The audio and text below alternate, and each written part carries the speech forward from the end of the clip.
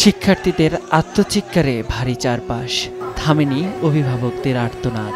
কোমলমতি শিশুদের এমন মৃত্যুতে অনেকেই ট্রমাটাইজড হয়ে গেছেন, কেউ কেউ অসুস্থ হয়ে পড়েছেন। তাদেরই একজন চিত্রনায়িকা পরিমণি।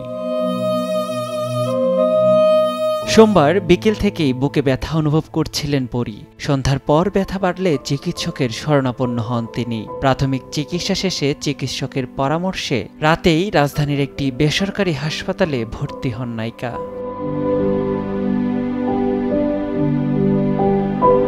মঙ্গলবার দুপুরে প্রয়োজনীয় কয়েকটি টেস্ট করানো হয়েছে পরির। পরীক্ষার ফলাফল হাতে পাওয়ার পর নেওয়া হবে পরবর্তী পদক্ষেপ।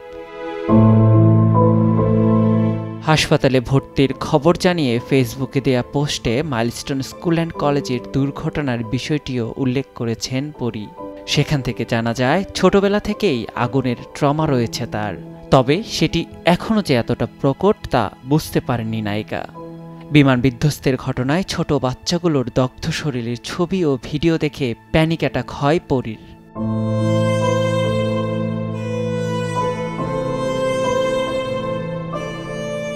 আগুন পরির কাছে এক আতঙ্কের নাম। অগ্নিদগ্ধ হয়ে মারা গেছেন তার মা সালমা সুলতানা। মাত্র ৩ বছর বয়সে মা হারা হন পরি।